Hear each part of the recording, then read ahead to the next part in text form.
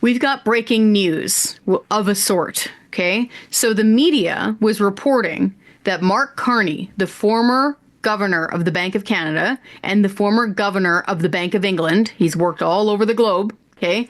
The media was reporting that he was going to come out today against the carbon tax when he announced his bid for Liberal leadership. It's right here, even in the Toronto Star. So the headline here says, Liberal frontrunners both plan to abandon Justin Trudeau's consumer carbon levy. That's, of course, the carbon tax that you pay at the pump and that makes your home heating bill cost more. So they've got a picture here of former Finance Minister Chrystia Freeland, who has not announced yet. And they've got, of course, a picture of Mark Carney, who made his announcement just now in Edmonton, Alberta. And so, of course, this was making all the rounds in the media. And so the journalists who were allowed into the room, the ones who were allowed into the room in Edmonton, the journalists had to sit there and wait through his big, long speech. Then they had to wait again while he shook hands and kissed babies and stuff. And then they were eventually permitted to ask him some questions. And one of the journalists there picked up on this and asked him about the carbon tax. Here's his answer. In English, please, quickly, I'm going to edit. Look, I've said for a long time that if you were going to take out the carbon tax, you should replace it with something that is at least, if not more, effective. And by effective, it's not just having the same impact in reducing greenhouse gas emissions, but it's making our companies more competitive, it's creating jobs, it's ensuring that Canadian households are made whole in terms of their finances. Because perception may be that it takes out more than the rebate provides, but reality is different. And Canadians will miss that money. So you need a comprehensive approach.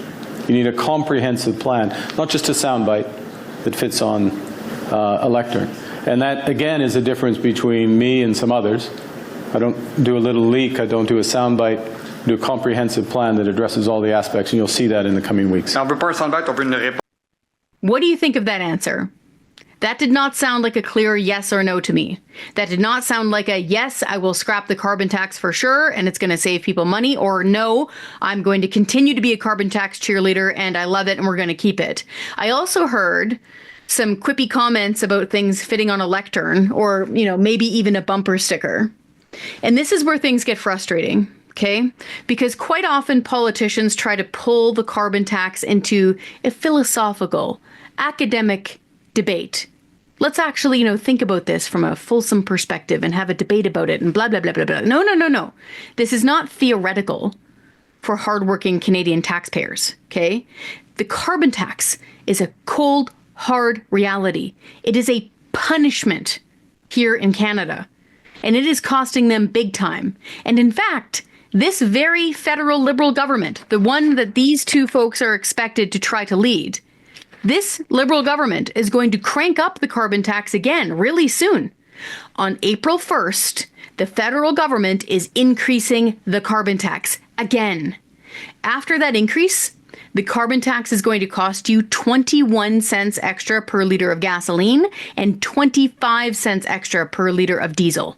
It's going to cost you more to heat your home with natural gas and propane too. So if you're filling up a minivan at the gas pump, the carbon tax is going to cost you $15 extra, just in that one tax. A pickup truck is going to cost you around $25 extra every time you fill up, just in that carbon tax. If you're a big rig trucker and you deliver pretty much everything we eat and use and need in Canada, you're going to be paying around $250 extra in the carbon tax every time you fill up with diesel. Folks, think about the stuff that you have in your house. Your groceries, your supplies, all that stuff. It's all been on a truck. At least one time. Probably 5 times. You see then, when you put a carbon tax on trucking, how it makes everything more expensive?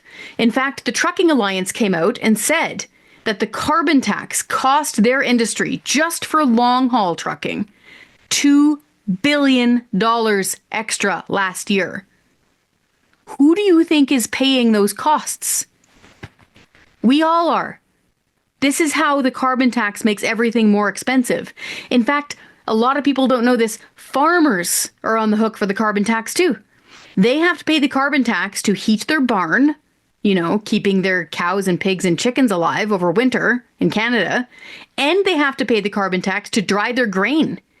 The Parliamentary Budget Officer says that Canadian farmers are going to have to pay around $1 billion extra just within the next 5 years in the carbon tax. So this is not funny or cute or something that you're supposed to give some academic answer to.